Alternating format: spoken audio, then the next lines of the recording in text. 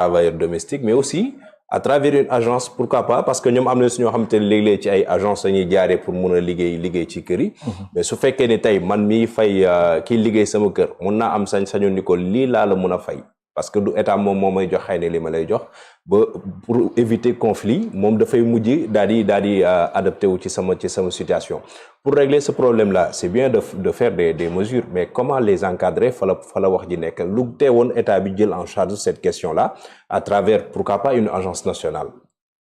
dama bëggoon rendre hommage d'abord jigéen yooyu nga xam ne ay jàmbaar lañu parfois métier la yoo xam ne ñoom buñ koy exercer dañuy nekk dans des conditions de précarité dans leur existence man je suis très bien placé pour le dire parce que suñu kër à Ziguinchor ñoom ñu daan jógee ci àll ba foofu lañ daan dal ñoom ñëpp ay élèves dañ daan ñëw pendant ces 3 mois ñu ñëw daan ci doole pour bu ñuy dellu ñu mën a am yére jënd yére ouverture jënd dàll pour ouverture jëndaale ci seen jumtuwaay yu ñuy jàngi jee école macha allah ñooñu muy ay jàmbaar yoo xamante ni man dama dund ak ñoom sama enfance lu ci bëri donc da nga daan gis bu ñuy ñëw dañuy nekk dans des conditions extrêmement difficiles mais suñuy ñibbi c'est avec gaieté de cœur la ñuy delloo parce que dinañu xam ni que ni atteindre nañu ay objectifs macha allah kon nag ñooñu ay jàmbaar lañu bien sûr mu am tamit yaay yoo xam ne dañ leen jàppee doom ci kër ya ñuy nekk ak ci kër ya ñuy dal am na ci ñoo xam ne at mu jot ñooñu mère yooyu bu ñuy xottil seeni doom yére tabaski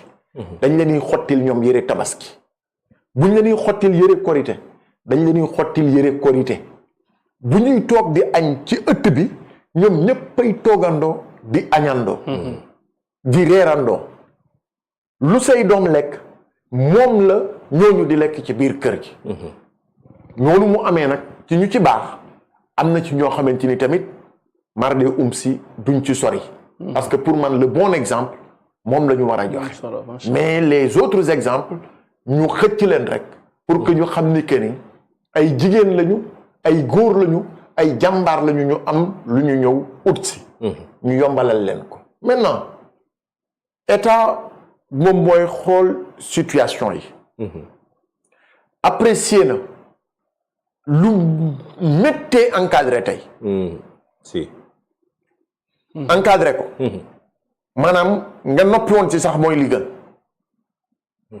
pour man parce que boo koy encadré da ngay jël niveau de vie yi Dakar ak région yi du benn région yi ak yenn département yi du benn am na koo xam ni gis na une fille mu nekk dans des situations extrêmement difficiles mu indi ko ci kër gi uuf ko di ko jàngal lu mu am weer wu dee mu dajaleel ko am na ci koo xam ne am na ci niveau de revenu boo xam ni boo doon ne da nga koy encadrer tey di nga ko lor di nga ko yàqal maintenant nag comme je dis dafa am métier yoo xam ni faw ñu xool nan la ñuy créer de bons rapports entre ñi ko seq loolu rek nga mën a jouer comme médiation mais boo ko formaliser rek boo ko formaliser oui di nga lor ñu bëri parce que quand tu veux équilibrer tu tires vers le bas mais di nga lor ñu nekk ci kaw si da nga ko bëgg a tuuti tamit di nga lor ñu nekk ci suuf par rapport ak ñi nga xamante ne ñoom ñoo nekk ci kaw maintenant le ministre en a prononcé wu na ci je pense qu'il faut aller maintenant vers l'encadrement première structure d'encadrement qui l'est qui ne l'est pas yan disposition ngay nekk pour am ko parce que encadrement bi loolu la tamit buñ ko rusa waxante am na koo xamante ni nekkul dans les dispositions au plan santé pour exercer ko comme na ko monsieur Dieng waxee tout à l'heure wér-gu-yaramam mayu ko ko et pourtant am na ku ko uuf malgré ces conditions difficiles am na koo xam ne fat nañ ko ci biir kër gi muy charge supplémentaire mi ngi utiliser courant wu nit ki mi ngi utiliser ndoxu nit ki mi ngi utiliser téléphone wu nit ki et cetera kon loolu boo ko bëggee encadrer dina doon jafe-jafe yoo xamante ni doo mën a am unanimité autour de ça mais buñ ko structurer ñu mettre en place des structures nga xam ni c'est un travail temporel nga dem contracter peut-être avec les structures yooyu contracter avec effectivement les ñi nga xam ne ñoo ko bëgg way faudra-t-il aussi que ki ko bëgg nga xam ban niveau de vie salaire la am ak la mën a nekk parce que bu fekkee man 2 chambres salon rek laa yore est-ce que mën naa fa dugal samay doom dugal ko fa moom donc ça devient très compliqué. Bien sûr. yan charge la ñooñu nekkee ci biir koñ yi je peux te citer benn koñ ngeen baal ma ci tur bi cité imbécile boo fa demee gis nga ñu ñuy fanaane boo demee ci biir Sodida bii gis nga niñ fa nekkee. Bien sûr. donc yooyu yëpp c'est des conditions extrêmement difficiles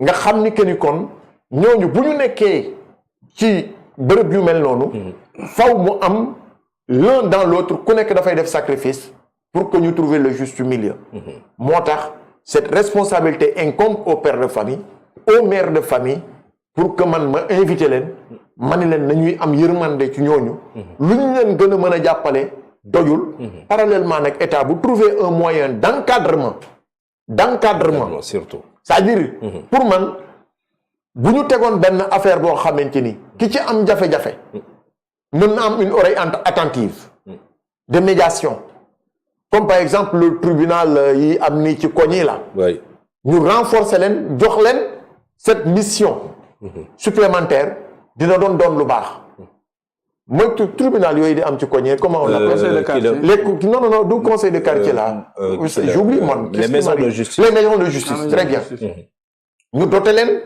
cette compétence ñu ni léegi képp ku nekk ci bërëb yu mel noonu nga am ay jafe-jafe yow ak ka ngay liggéeyal demal ci maison de justice yi ñu jox leen à peu près une notion de médiation sociale comme tey man Abbas ma recruter une fille li ma koy fay doyul mu réclamer wala dara ñu dem ci maison de justice mu xool comment truc yooyu la ñu mën a utiliser les canaux de conciliation de réconciliation mais boo ko bëggee formaliser dina métti li mu wax c'est tellement important. dina métti parce que tey jii am na lu ma ci dolli. waaw ki ngay recruter te amoo benn certitude sur sa qualification. ou sa qualification. amuloo qualification mënoo ko kii métier wu kër nga koy defloo. muy togg par exemple ak lu ko wër.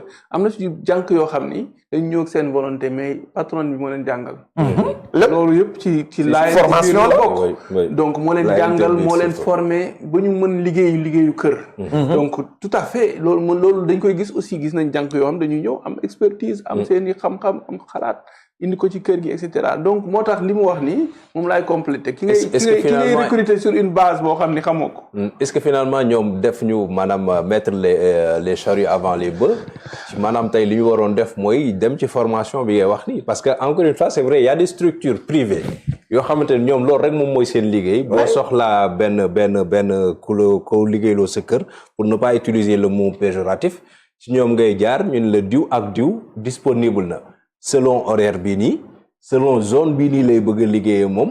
te ñooñu sax c'est pas formel salarial bi et même c'est pas formel. c'est pas formel. am na ci ñoo xam te ni fii lay nekk. ci Liberté 6 bi ci Liberté 6 bi foire. Liberté 5 foire et cetera. mais est-ce que du foofu la ñu waroon accentuer vraiment encadrement bi wax ni mais surtout la formation parce que tamit la question elle est fondamentale. kan moo ko war a nekk ak kan moo ko war a nekk. bien sûr mën nañu leen a former xam nga nit koo gis tey jàpp naa ni niveau bi nga nekk war nga ko ñaan weesu.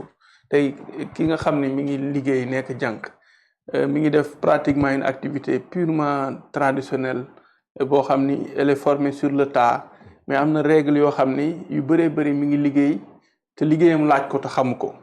donc tey jii am na xeeti gan yoo xam ni wala ci yenn niveau de kër yoo xam ni ñuy toogee ak ñu war a toog à table ak la fa war yooyu yëpp jànk bi nga xam ne tey jii moom moo waral loolu mooy métier mënu ko xamu ko donc tey am na fu ñu ko mën a jàngalee am nañu école yoo xam ni war nañ ko mën a vulgariser mun ci wàllu hôtellerie la demande est extrêmement importante tey jànk bi ci boppam dimension boobu raar goo xam ni li ci des yëpp pratiquement ci kër yi la jëm et ci kër yi mais li ñu ciy def sax ñoom dafa ëpp voilà dañuy dem ba nekk babysitter waaw Si. dañuy di joxe garab di joxe garab.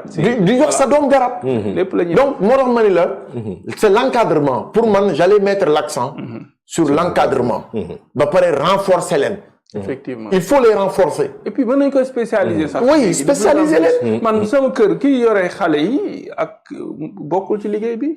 parce que loolu doy na liggéey. par exemple waaw nga yor xale vigilance bi mu laaj. xale yi nga xam ne ak ay mbiram.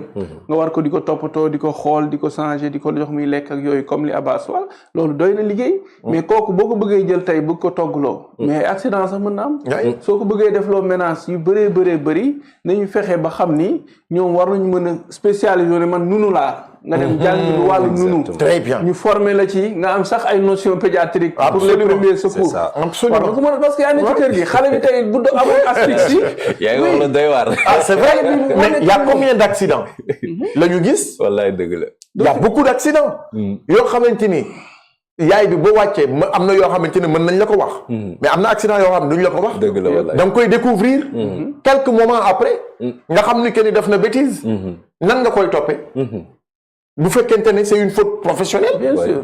mënuloo ko topp sûr. wala boo ko toppee aussi voilà après dañu naan la nga toog soxla sama fii xool sama caméra gis jànq bi ak xale bi ci salon bi jékki-jékki xale bi disparaître ci champ wu caméra bi presque 15 minutes jànq bi fi mu toog mi ngi fa toog di seetaan télé télé voilà xale boobu mën naa dem dugg ci lu ne waaye bu ñu ko formé ba woon ko danger yi xale mën a dugg ci conscientiser ko ba mu xam ni moom métier bi mooy métier nekk nunu téye xale ñu formaliser ko ba mu xam ni lii aussi am na lu ko ci mën a fekk parce que non assistance à une personne en danger mise en danger de la vie d'autrui yooyu yëpp mi ngi ci biir te yooyu am na ci niveau boo xam ne bu ñu fa àggee dañ ciy toppante parce que Sénégal du ñu toppante nit ay erreur médicale du ñu toppante accident de la route sax dañuy baalante donc bu ñu àggee ni ba nga xam nit dénk na la doomam ñu ne kat léegi exigence yi lii la war a fay boobaa moom dina gën a xaar ci yow sa taxawaay gën a am rigueur et à partir de ce moment dafay laaj ñu former la donc je pense que état buy fexe ba jële benn mbir di ko yóbbu feneen war na xool contours yi ak base yi au-delà de base juridique yi mais élément technique yi mu àndal jànq yi mën nañ leen a former ci wàllu xeeti togg xeeti yorinu kër c'est recenser les métiers waaw ba pare même da ngay recenser métiers yëpp yow fii am na jànq yoo xam ne da ngay sonné seen kër tak ñu ibbi nga ne leen diwlaay seet bala nga cee wax lu leer ibbi nañ buntu kër gi nga ne saraax ci biir lu la neex mën nga ko fa def question de sécurité les sécurités la vie même urbaine am na ci ñoo xam ni seen premier séjour à Dakar pratiquement ci ñetti fan lañ fi def am liggéey daal di dugg ci conditions yoo xam ne yow léegi c'est des conditions citadines te yooyu yëpp mën nañ ko préparer parce que man dama jàpp ni jànq bi ne ci kër gi mën naa évoluer ba dem ci hôtel absolument mën naa évoluer sax ba dem ci benn bateau croisière mën naa évoluer ba dem nekk hôtesse de l'air parce que métier yi sorewu absolument man xeebu ma hôtesse de l'air bi li mu lay defal ci avion bi mais jànq du la ko defal sa kër parce que yaa ngi toog moom mu lay jox rek te moom pratiquement loolu la ñu doyee jànq mais cette mesure-là est-ce que finalement ce n'est pas une mesure populiste Abbas tamit non xam nga koo xam ni buy togg xamul loolu Abbas nag da ngay waaru de xam nga turandoom bi tam da ngay waaru gars yi dañu ñëwee populisme la xam nga ils ont plus la prise de charrue que de bœuf xam nga koo xamante ni buy togg xamoo lum la toggal yow da ngay wàcc rek ñu yekkal yow da ngay wàcc rek ñu yekkal la oui mën na la poisonné wallaay dëgg la mën na la toggal loo xam ne allergie nga ko waaw lu ne mën na ko def moo tax ma ne l'encadrement man j'insiste sur l'encadrement parce que encadrement bi li tax mu am solo dina la permettre nga xam yow ci milieu bi nga nekk di évoluer milieu bi lan la laaj ñi ngay évoluer lan mooy seen nature de rapport comment gérer les rapports comment gérer les humeurs ndaw yi nga xam ne ñoo fa nekk say lan lañu et cetera donc je pense que yooyu yëpp dafa di yoo xamante ni quand on va vers la professionnalisation d'un certain nombre de métiers dina leen renforcer ñoom ba pare nag nga encadrer leen maintenant que mesure populiste la waaw wala déet je pense que l'innovation aussi bon a ses difficultés et ses limites bien sûr et je pense qu'il y a d'autres domaines beaucoup plus prioritaires yoo xamante ni je pense que le ministère Dakar fay fi nit ay 25 000 ak 30 000 nag mën naa ñàkk mais waaw balaa ci vraiment ba mënul na nga bàyyi mais justement c'est-à-dire tamit il y a une question importante doyen parce que tamit finalement kan mooy encadrer ces mesures-là on a vu l'exemple qu'il a donné sur le loyer amoon na fi Konarel et tout ça jëloon seen disposition ba tey amul benn encadrement. mooy li ma la wax rek xam elles sont combien au Sénégal. qui va faire le contrôle. elles sont combien au Sénégal. ñiy liggéey. c'est ça oui. xamuñu ko c'est-à-dire pour nga jël yenn mesures yi il faut que nga def une enquête préliminaire d'abord. sociologique. am na jàng yoo xam ne boo leen laajee sax ndax bon ngeen dañ naan kii sama tante la. sama yaay la sama yaay. oui mooy fi may waxee rek. xam nga tey boo xamoon le nombre. di nga xam l'impact au plan social. exactement. nga xam ki nekk Dakar ñaata lay fayeeku. ki nekk Guédiawaye ñaata lay fayeeku. c'est ça. kii liggéey ak tubaab bi ñaata lay fayeeku. kii liggéey ak ministre prix Dakar ak prix Thiès tamit. c'est du ça benn dama ne la ba ci département yi ba ci région yi. c'est-à-dire pour que nga mën a def une intervention efficace ñoom dañ koy wax sax. bu ñu amoon l'enquête préliminaire. Kaolack de gouverneur bi da koy fay 64 000. voilà léegi nag loolu boo ko mënee def ba nga am ci une idée nette di nga mën a xam maintenant comment intervenir dans chaque secteur dans chaque zone. nga xam les besoins primaires. de ces femmes et ces hommes yu yëngu ci fànn boobu. ñan ñoo ciy sénégalais. ñan ñoo ci dul sénégalais. important. Non, il y en a qui ne sont pas du tout sénégalais. Oui.